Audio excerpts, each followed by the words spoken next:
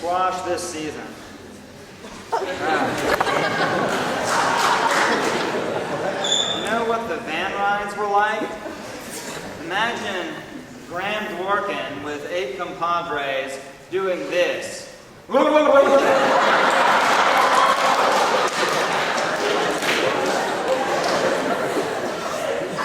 rides lasted hours. Plus, did anybody see the start of the season? I didn't think so. We were bad. We had a total of 3 returning players from last year's top 9, only one of whom, Alex, had been a squash player before coming here, plus a bunch of JV kids whose primary coach the year before had been, well, me. As you can imagine, not much there to inspire confidence. What we did have, though, was enthusiasm. I've never coached kids, a group more infatuated with the game and with getting better than this one. We had ups and downs, early on mostly downs, as we went 2-5 in our first 7 matches before reversing that number to finish at 500 overall. Our best moment came when we finally beat Episcopal at Nationals. They had beaten us twice before, 6-3 at home in January and 5-4 there a week before the tournament. This time it was the back of our ladder, Riley, David, Graham, and Z, who managed to pull out the wins for a 4-3 victory. Z was the clincher, down 1 game to love and 6 points to 10 in the second.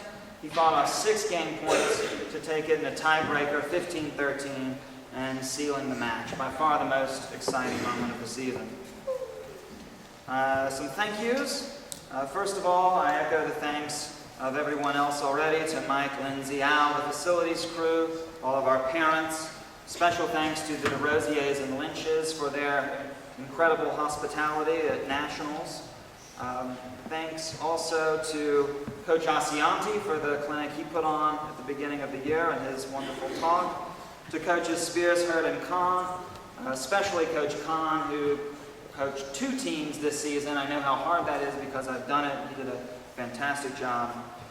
We have to thank Ray Chanisu from Vic Mead Hunt Club, who beat up on Ding in our faculty varsity match. We would have won it too if it hadn't been for you meddling kids. Also, to Ray for his hellball season, and to Jim Zug, the most overqualified, unpaid assistant coach in the country, I'm sure. He was fantastic help through every level of the program from JV on up and gave great advice to everyone at Nationals. When Ashpool had no idea what I was talking about, Zug was there to translate and let him know how to pull out the win. So he was hugely helpful. Thanks, of course, also to all of you. We only had 3 home matches this season, but you came out and supported us, and that meant a lot to us. Finally, I have to thank the players for putting up with me through the whole Infinite Winter.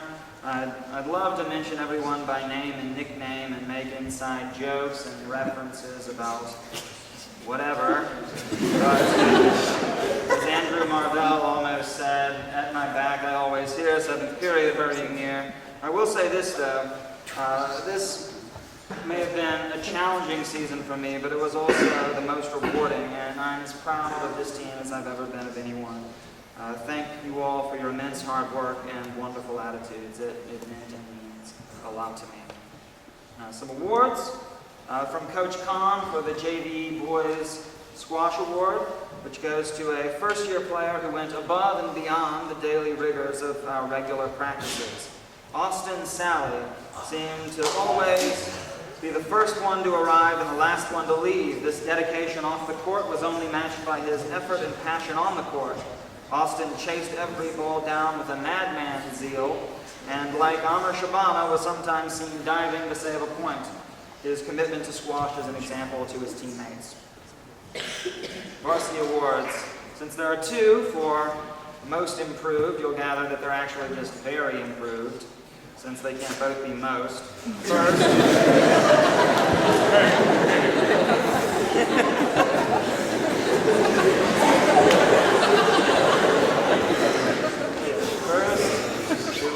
is Nick Desrosiers. Last 17 spots on the ladder from number 26 on JV, and I really forget why I didn't cut him. Maybe he was just so quiet I didn't notice he was still there.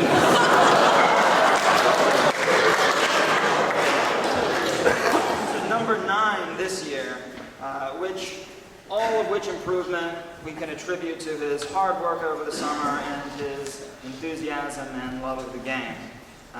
JV guys now should take Nick as inspiration and play over the summer. He's an example of what you can achieve. Second, to Pet in his second season of playing squash. He's been 1 year and 3 months, actually, not that anybody's counting. He stormed up to 3rd on our ladder, and though he didn't win very many matches this year, he played a lot of close ones against really tough players. Plus, he beat me, so I have to say he got better in order not to lose all of my squash street cred. Really, it's very impressive how much he's improved, and he'll be a great number 2 for us next year. Finally, to Alex Lynch, who is not able to be here. He's at home with bronchitis. But I have to talk about him anyway. His first... that's not what I meant. His first 3 seasons, he was our MVP and played number 1 for practically his entire career here, with 2 weeks accepted in his freshman season. For me, he was one of the best captains I've ever coached. Actually, he was really less a captain than a co-coach, with his in-game advice, co-planning of practices, and impassioned pre-match homilies. The seriousness of purpose, work ethic, willingness to lead by example, running thousands of his detested stars while arguing eloquently for the importance of them, his dedication to every player on the team, regardless of their place on the ladder, finally the sheer volume of heart and soul he poured into every practice and match, make him eminently worthy of an award for his lasting contribution to boys squash. If, as a program, we've come any distance towards respectability, towards taking ourselves seriously and being taken seriously in return, towards playing fearlessly in the fullest flower of our talents, however meager or great, out of love for the game and each other, we have in large measure Alex to thank. We will miss him next year, but take comfort in the strength of the group he leaves behind, which he has done so much to shape and develop. Congratulations to Alex, the awardees, and the whole team for a beautiful season.